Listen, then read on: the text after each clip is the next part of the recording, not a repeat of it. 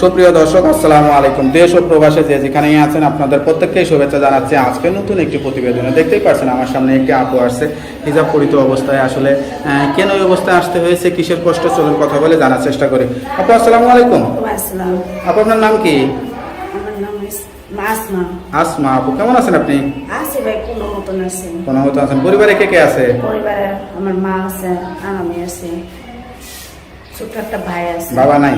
বাবা নেই। আপনি কি বড়? হ্যাঁ, আমি লেখাপড়া করেন? লেখাপড়া আর কি চলার মতন ওরম পারি নাই। চলার মতো করছেন, বেশি করতে পারেন নাই? করতে পারিনি, টাকার জন্য বাবা মারা গেছে। মা মানুষের বাড়িতে কাজ করতো, এখন মাটা অসুস্থ, এখন সেই বাড়িতে এখন আমি কাজ করে খাওয়াই। তো ভিডিওর সামনে কে আসতে বলছে? আচ্ছা আচ্ছা। তো এই ভিডিওটা তো বিভিন্ন মানুষ, বিভিন্ন রকমের মানুষ দেখবে, বিভিন্ন কথা বলবে, সেগুলো কি আপনার কাছে ভালো লাগবে? কি মনে না হয়? ভাই, ওগুলা তো ভালো লাগবেই না। যদি যে ভালো লোক হইতে পারে, সব ভাইয়া তো আর খারাপ হইতে পারে না। ওখানে ভিতরে তো ভাইয়ারা ভালো হইতে পারে।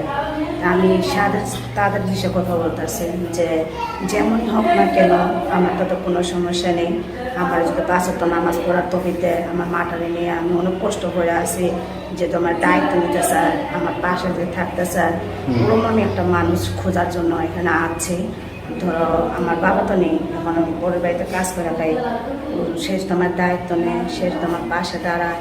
যদি আমার বিয়ে করতে চায়, আমি তার কাছে বিয়ে বসবো। লেখাপড়া করছেন? আমি লেখাপড়া চলার মতন আর কি মিডিয়াম করছি। সংসার সব কাজকর্ম জানেন? হ্যাঁ, সংসার কাজকর্ম যদি নাই জানতাম, পরের বাড়িতে কাজ করতে পারতাম না। বয়স কত আপনার? এই 20 বছর। 20 বছর হয়ে গেছে। তা বিয়েটা এতদিন করেননি কেন? হয়নি ভাই, আর কি 18 বছর, এখনো 20 বছর হয়নি। আচ্ছা আচ্ছা। তা বিয়েটা করতেছেন না কেন তাইলে? বিয়েটা করতে চাইনি কি কারণে, আমার মাটা এখন অসুস্থ, এখন আমার ছোট একটা ভাই আছে, যে ফট করতে একজনের কাছে কইলে আর বিয়ে হইল না, তাই না?